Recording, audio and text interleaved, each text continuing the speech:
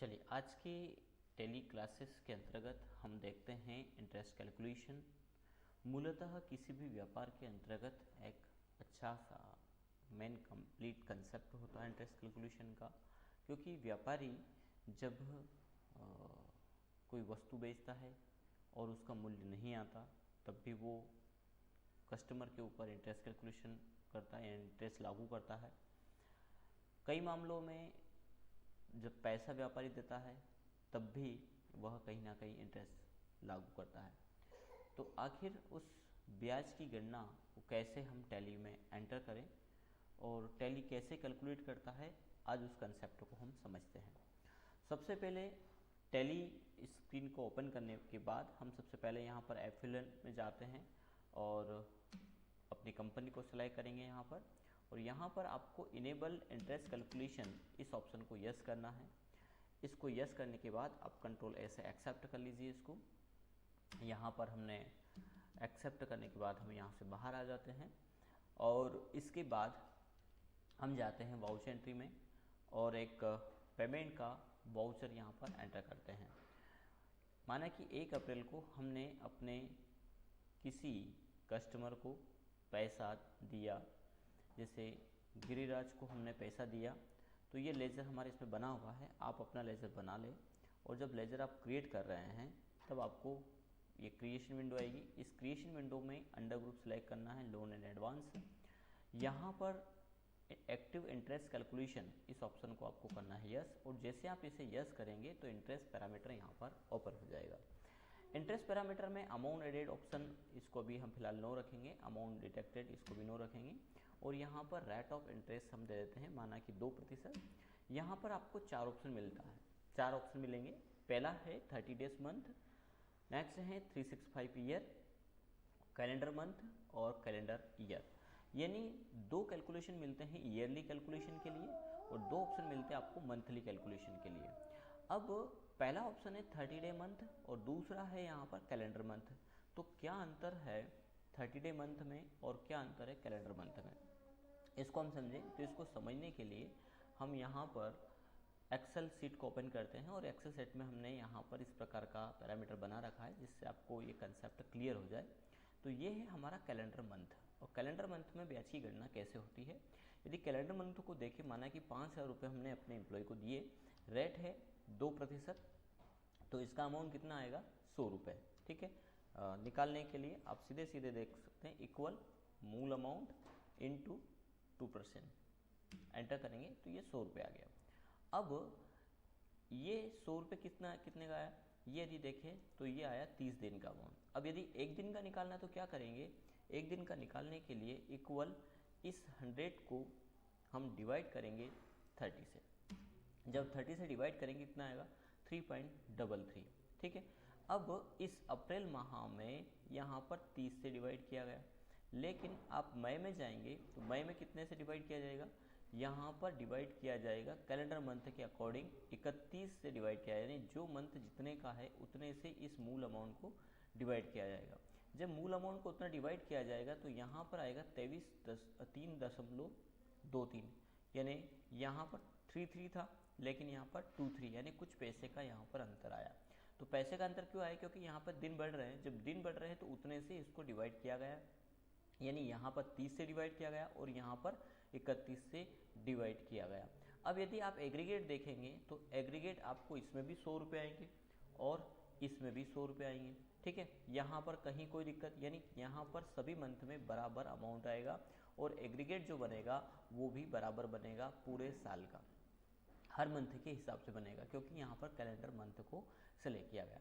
लेकिन 30 day month में क्या होता है, 30 डे मंथ में 30 पर मंथ को 30 डे के आधार पर काउंट कर लिया जाएगा कैलकुलेशन के लिए। यानी यहाँ पर संस्था कंपनी क्या करती है कि हर मंथ को 30 दिन का मानती है।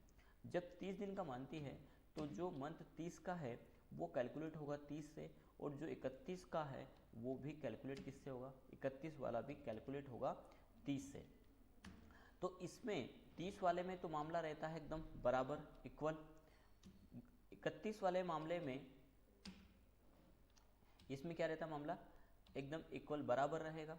और इस वाले मामले में क्या रहेगा, एक दिन का उनको बेनिफिट मिल जाता है। कैलकुलेशन होता है 30 के आधार पर, डे कितने हैं 31, एक दिन का ब्याज एक्स्ट्रा इसमें मिल जाता है। और 28 वाले मामले में क्या होगा, 28 दिन वाले मामले में इनको 2 दिन का नुकसान होता है, यानी यहाँ पर फायदा मिलता है, यहाँ पर बराबर रहता है, यहाँ पर बेनिफिट मिलेगा और यहाँ पर नुकसान होता है। तो नुकसान कितने दिन का हुआ, यदि यहाँ पर हम देखें तो यहाँ पर 2 दिन का नुकसान हुआ, लेकिन फ़ायदा कितने का हुआ, तो जहाँ जहाँ 31 का है वहाँ सभी जगह पर इसको बेनिफिट मिल जाएगा।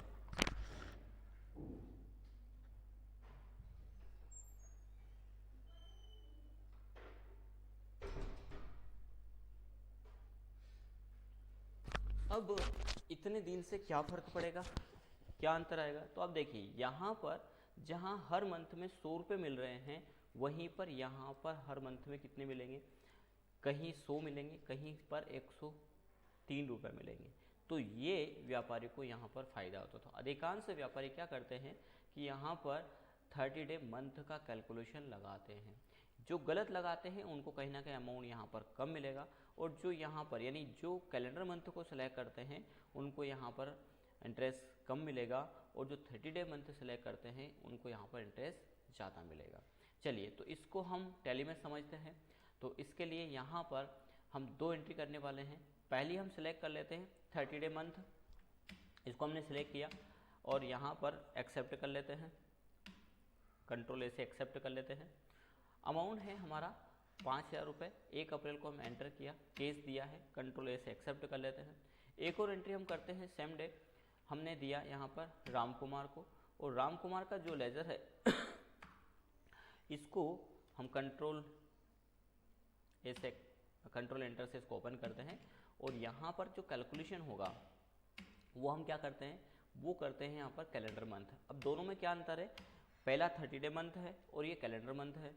अब कैलेंडर मंथ से जब आप कैलकुलेशन करते हैं तो क्या होगा वो हम देखते हैं। हमने 5000 रुपये यहाँ पर अमाउंट दिया, एंटर किया, एक्सेप्ट किया, बाहर आ गए, और यहाँ पर गेटवे ऑफ टैली पे आने के बाद आप चलाएं डिस्प्ले के लिए डी, स्टेटमेंट ऑफ अकाउंट के लिए एस, और इंटरेस्ट कैलकुलेशन के लिए आई। DSI आप प्रेस करेंगे, यहाँ पर हम जाते हैं इंटरेस्ट रिसीवेबल। इस रिसीवेबल में आप देखेंगे कि यहाँ पर अभी कोई अमाउंट यहाँ पर नहीं आ रहा है, तो आप क्या करें, F2 प्रेस करें और इसका पीरियड चेंज कर दीजिए। 1/4/2021 से यहाँ पर हम डाल देते हैं 1/7/2021 का कैलकुलेशन देखते हैं। अब जब देखेंगे आप तो यहाँ पर करंट एसेट 50,000 दिखा रहा है, एंटर करेंगे तो लोन लायबिलिटी में कितना दिखा रहा है, 10,000 रुपये। 10,000 रुपये का यहाँ पर अमाउंट आ रहा है 603 रुपये 33 पैसे। एक बार और एंटर करेंगे तो दोनों पार्टियों को दिखा देगा, दोनों पार्टी को सेम टाइम के लिए पैसा दिया गया, लेकिन यहाँ पर गिरिराज किशोरी का जो इंटरेस्ट कैलकुलेशन होकर आ रहा है वो 303 रुपये और 33 पैसे आ रहा है, यानी 3 रुपये 33 पैसे का अंतर है, और राम कुमार को यहाँ पर मात्र 300 रुपये आ रहा है। तो ये अंतर क्यों, तो यहाँ पर एक पार्टी को हमने दिया गया कैलेंडर मंथ द्वारा और एक को दिया गया 30 डे मंथ वाला। तो 30 में क्या होगा कि हर मंथ को 30 दिन से कैलकुलेट किया जाएगा, और जिस मंथ में 31 आएगा वहाँ पर एक दिन का ब्याज एक्स्ट्रा मिल जाएगा। बोले इसमें 3 रुपये में क्या, तो 3 रुपये ये तो अमाउंट छोटा है, यदि यही यहाँ पर 50,000 होगा या 5 लाख का अमाउंट होगा तो मूल अमाउंट में कितनी बढ़ोतरी हो जाएगी। ठीक है, तो इस प्रकार से आप ब्याज कैलकुलेशन कर सकते हैं। अब देखो यहाँ पर डे की आप बात करें तो डे भी सेम आएंगे, 91 डेज ही आ रहा है, जिसके बावजूद यहाँ पर अमाउंट क्या आ रहा है 303 रुपये 33 पैसे। और यहाँ पर देखेंगे तो यहाँ पर भी day, number of day 91 days है, और अमाउंट कितना है 300 रुपये।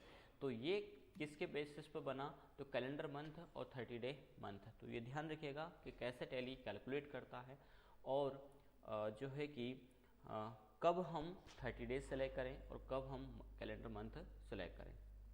तो ये था इंटरेस्ट कैलकुलेशन।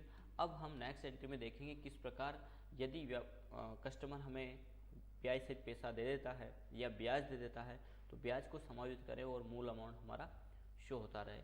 ये हम नेक्स्ट क्लासेस के अंतर्गत समझेंगे।